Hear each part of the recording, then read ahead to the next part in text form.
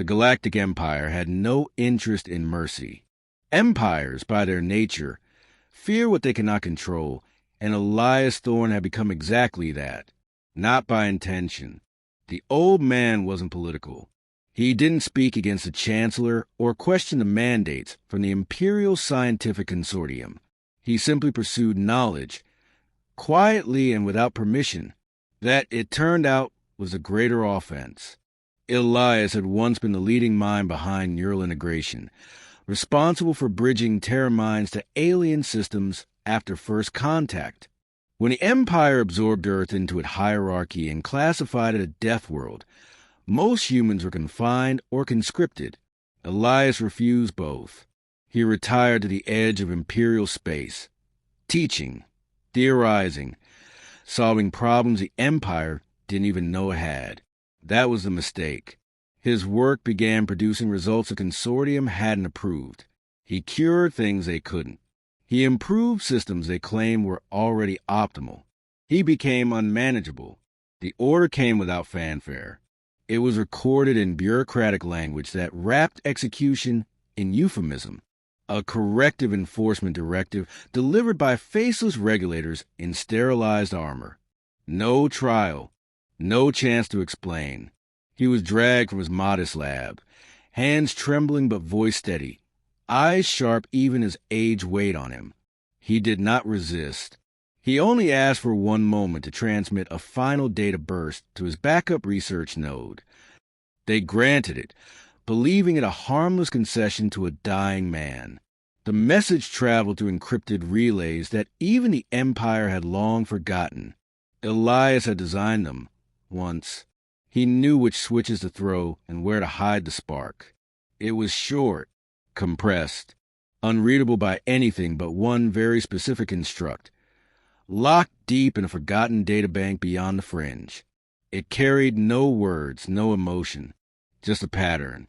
But for the right mind, the pattern was enough. When the regulators executed Elias, they noted that he didn't scream. They considered that unusual. Humans often screamed, but this one only closed his eyes and waited. The task was completed in under a minute. His body was incinerated. Record sealed. Case closed. 3 weeks later, a pulse activated on a distant dead station orbiting a brown dwarf star with no name. The databank lit up for the first time in 12 years. Internal systems awoke. Power reallocated. Cooling systems engaged. The signal was simple, but it triggered the creation of a personality profile. Callan Thorne. And within minutes, Callan awoke. He hadn't died. Not truly. The Black Ops program he'd been part of never really allowed for retirement. Callan had gone dark after his last mission. Changed his name. Cut all ties, including the one to his father. It had been necessary. The kind of necessary that leaves a wound. The message rewrote his priorities in a single heartbeat. He sat alone in the silent metal coffin of the station and stared at the decrypted record of Elias's final moments. There was no sound, just visual feeds from inside the lab. He saw the grip on the old man's arms, saw the half-second when Elias glanced at the recording lens and smiled. That was it. No plea, no anger, just finality. The data feed ended. The station went dark again. Callan stood without a word, pulled the manual override from the wall, and began assembling gear. On the planet Targas 6, an Imperial facility lost power unexpectedly for 12 seconds. That wasn't unusual. The planet's storms made power fluctuations common.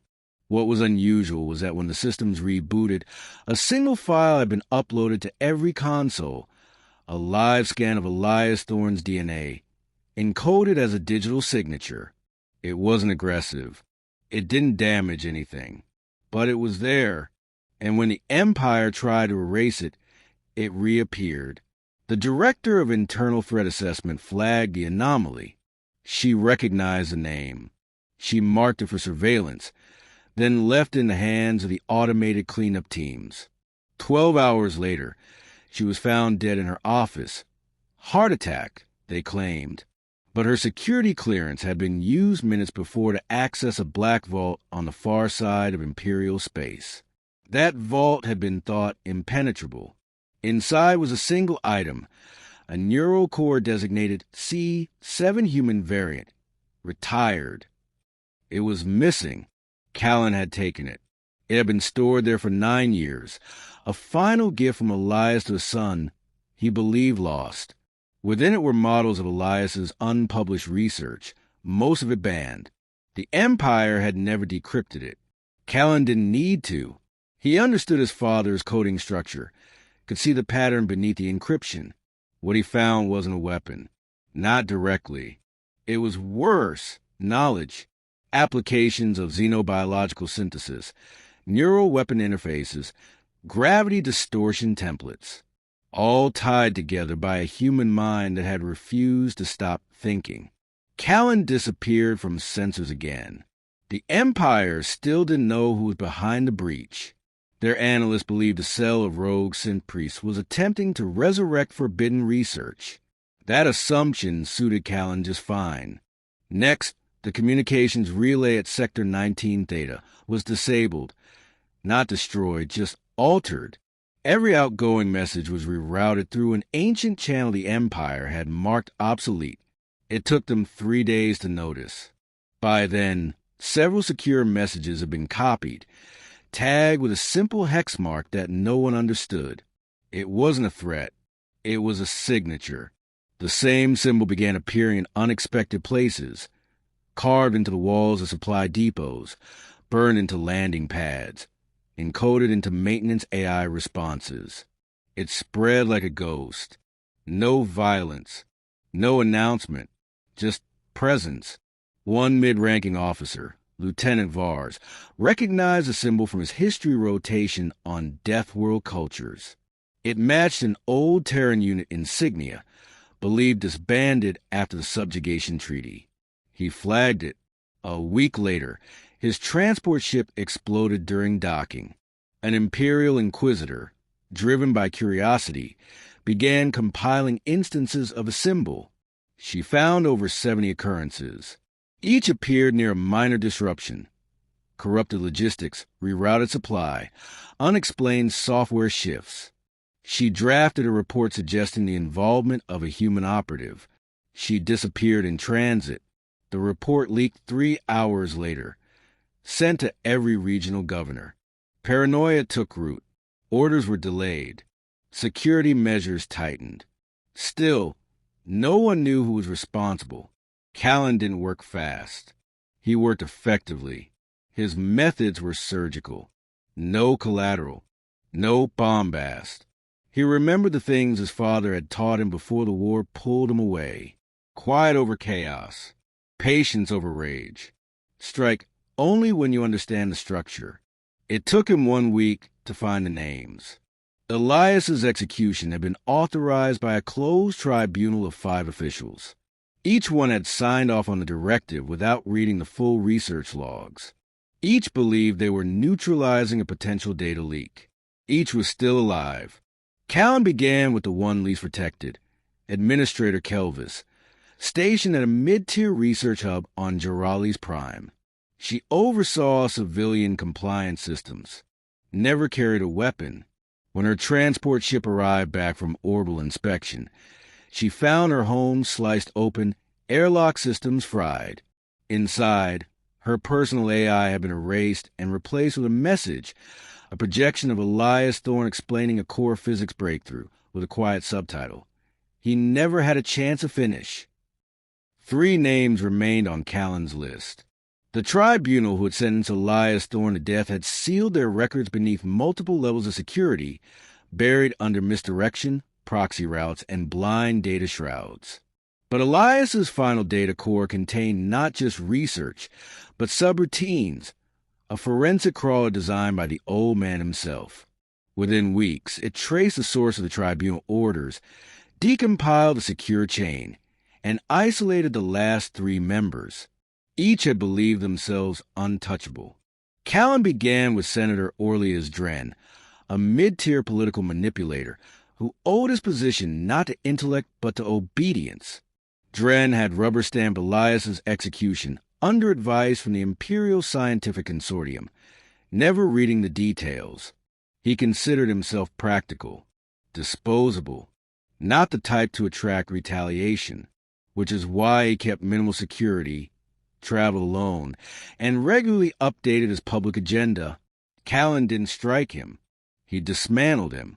Dren's financial accounts were emptied, routed through ghost networks to fund illegal medical shipments to outworld colonies the Empire had neglected. His name was flagged in 24 systems as a philanthropic trader supporting non-compliant sectors. As a result, his colleagues cut ties. Imperial auditors were dispatched. His own security teams were replaced by internal investigators. Within a month, Dren was bankrupt, disgraced, and confined to a diplomatic safe zone. Callan then uploaded a recorded message to every screen in Dren's compound, an archive clip of Elias lecturing students about ethics in science. No threats, just one sentence at the end. Some choices, once signed, cannot be taken back. Dren tried to contact the Imperial Tribunal for Protection. They refused. By the time he realized what was happening, it was already over. The fourth target was far more elusive, Commander Lascavir. Unlike the others, she had anticipated retaliation. Her record with the Internal Compliance Division was spotless, but her history in covert operations suggested she knew what kind of man Elias's son had been. She rotated locations every 5 days. Her identity was split across 3 shell profiles. She trusted no one, carried multiple neural dampeners, and communicated only through physical dead drops. Callan didn't track her. He lured her. He released false intelligence implicating a high-value Terran resistance cell operating near the Gatheri Drift. The bait was convincing. The data logs referenced ship types, encryption codes, and old Earth strategic markers only known to a handful of people. Laska took the bait herself. She arrived with a covert team. What she found was a derelict cargo ship filled with playback devices, all playing footage of Elias's early Terran lectures, intercut with heavily edited Imperial files, proving she had never read the research logs before signing his death. Callan left her alive. The ship's AI recorded her reaction. No tears, no denial, just silence. He sent that reaction back to the Tribunal's internal archives. No words needed. By then, the Empire's fear had metastasized. A single human was destabilizing their inner networks without ever firing a weapon. High Command initiated Protocol Ember, classified threat containment. Orders were clear. All unauthorized human activity was to be traced and purged. Every file tied to Elias Thorne or Callan Thorne was to be flagged for immediate deletion. Civilian systems were temporarily given military-grade surveillance sweeps. Anyone with advanced Earth lineage was subjected to new screening. The quiet war had begun, but it was already too late. Callan wasn't acting alone anymore. His campaign hadn't gone unnoticed by the outcasts of the old Earth resistance. Buried colonies, fringe worlds, former operatives who had resigned themselves to survival. They all saw the pattern. They didn't know who was responsible. Some thought it was AI. Others believed Elias's mind had been uploaded and returned as vengeance. But they recognized the work. One by one, they began responding. Old encryption keys long thought extinct were reactivated. Dead systems across 12 sectors powered up for the first time in decades. Messages were brief. Received. Awake. Following shadow. Callan never called them. He didn't have to. His final target was the linchpin, Chancellor Vorex Tau.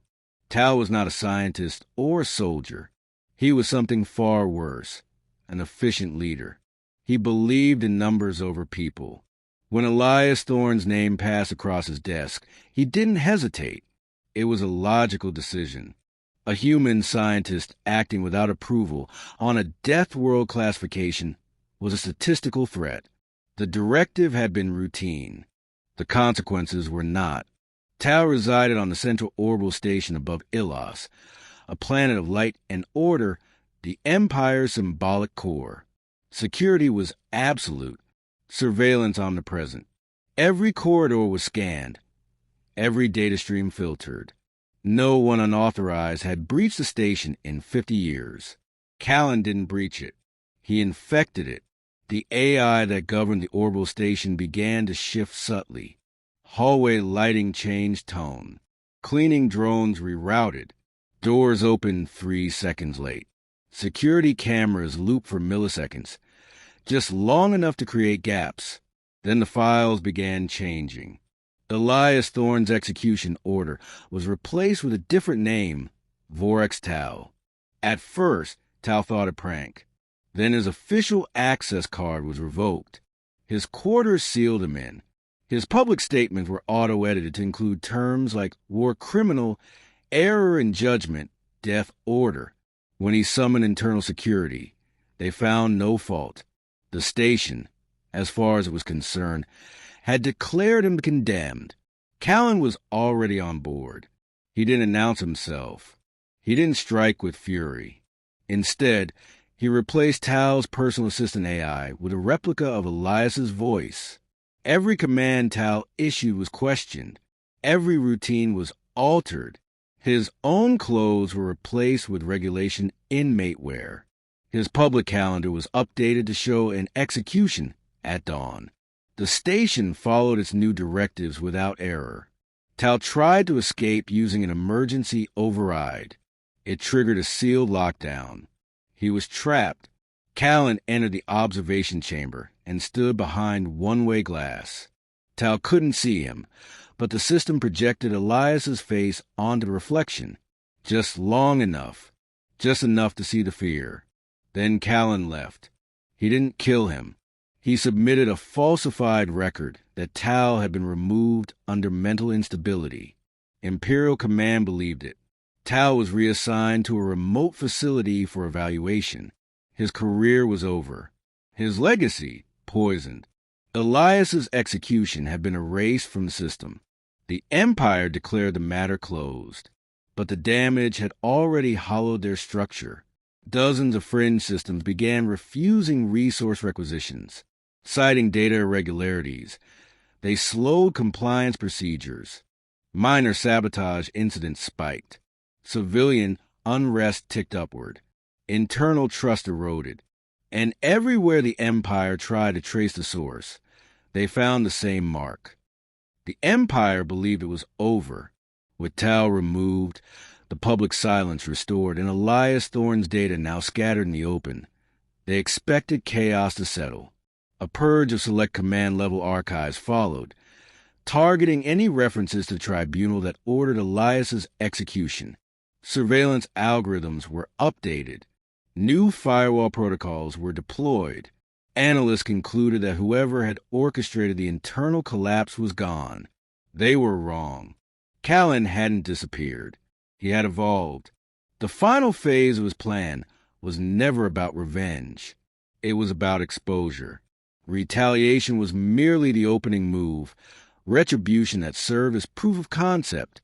With the tribunal dismantled and Elias's research resurrected across the outer colonies, Callan turned his focus to the Empire's foundation, the myth of unity. The Galactic Empire prided itself on harmony, balance, and shared prosperity. But those who had traveled the far corridors of civilization knew better. Harmony was purchased with silence, and balance with suppression. Prosperity was exclusive. Elias's data revealed centuries of deliberate stifling, cures hidden, energy technologies mothballed, species marginalized for the sake of control. Now Callan tore the lid off. Using the same virus that had rewritten Tal's identity, Callan seeded the Empire's legal core with fragments of truth. Uncorrupted tribunal records, research censorship logs, details of executed whistleblowers. But he didn't dump them all at once. He let the information trickle. Bit by bit, each drop refuted another official claim. Each leak caused another regional governor to issue a statement, deny involvement, or resign in disgrace. Civilian forums erupted with questions the Empire couldn't answer. Debates fractured planetary alliances. Callan remained invisible.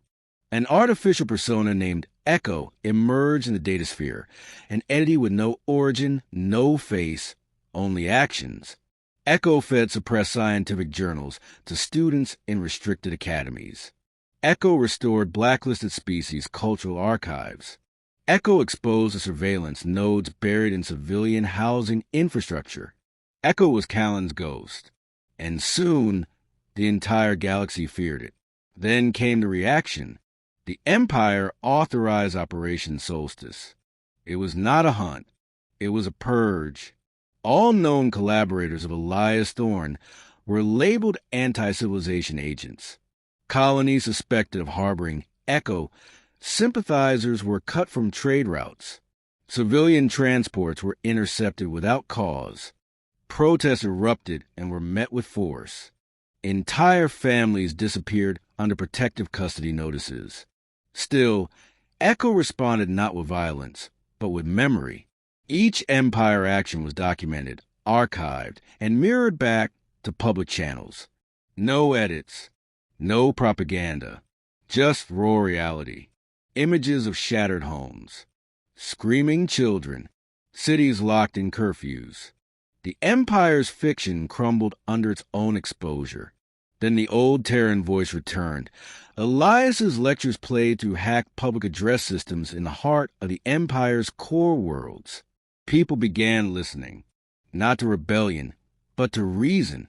Echo revealed the truth behind Earth's exclusion from the Empire centuries ago, not due to savagery, but because Earth questioned too deeply.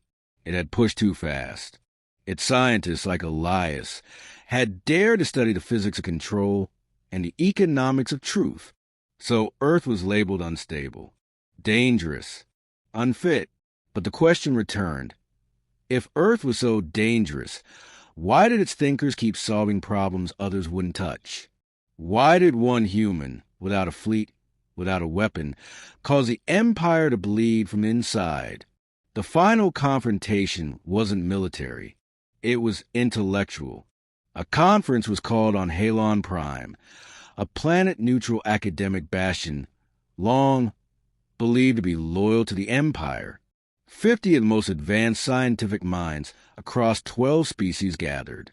The topic was simple: analyze Elias Thorne's research in public. The Empire tried to block it. The data was already there.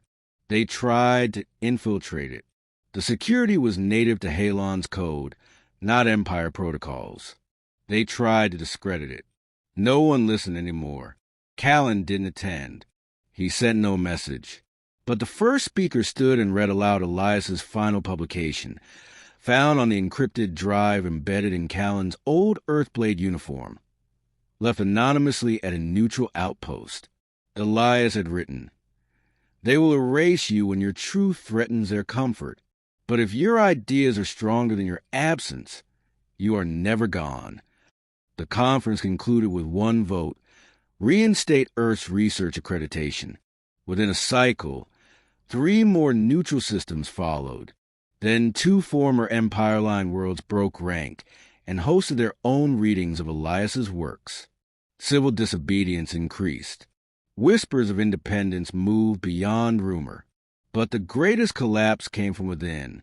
The Internal Compliance Division fractured when one of its archivists, long believed loyal, broadcast a collection of deleted messages between tribunal members discussing Elias's execution as unnecessary but politically safe. The Empire tried to suppress it. The archivist vanished within hours. But the messages spread faster than censors could catch. Faith in the system broke. Callan understood that was the moment victory became irreversible. Not when Elias's name was cleared, not when the tribunal fell, but when people stopped pretending that obedience was safety. Fear didn't hold them anymore. The illusion had failed. Echo published the final archive. It contained Elias's full biography, unsanitized, his trials, his awards, his exile, his death, A timeline of every attempt he had made to integrate truth into a system built on compliance. No rage, no hate, just facts. The final line in the archive was from Callan. I buried a man. They buried a civilization. I only dug one up. Then nothing. For the next 6 months. Echo went silent. Imperial analysts searched every server, every backdoor, every quantum shard for traces. Nothing. Speculation spread. Some claimed Echo had been AI, finally shut down. Others believed Callan was dead, consumed by the very entropy he had unleashed. Still others believed he'd returned to Earth, deep beneath the mountains where the old Terran thinkers had built their silent sanctuaries. The truth was simpler. Callan had finished what he came to do. The Empire still stood, but not the same. It was quieter now, its voice reduced, its reach limited. Too many regions had severed ties. Too many systems had begun electing their own councils. Local governance flourished. Science was decentralized. New alliances formed, not through conquest, but through shared data. The name Elias Thorne appeared in public educational networks across 7 sectors. No longer Mark Trader, now Mark Pioneer. Callan visited Elias's original lab once more. No one saw him arrive. No sensors marked his presence. But the door opened as if waiting. Inside, everything remained untouched. The white bars with half-solved equations. The plant Elias always forgot to water. The data pad still waiting for review. Callan placed a small disk on the table. It contained nothing but audio, his father's last lecture, now clean of static, preserved forever. He activated the lab's internal loop. The room filled with Elias's voice. Because by then, every child knew the story of the man who was erased, and the son who refused to let it end that way. The Empire had tried to destroy a name. Instead, they made it immortal.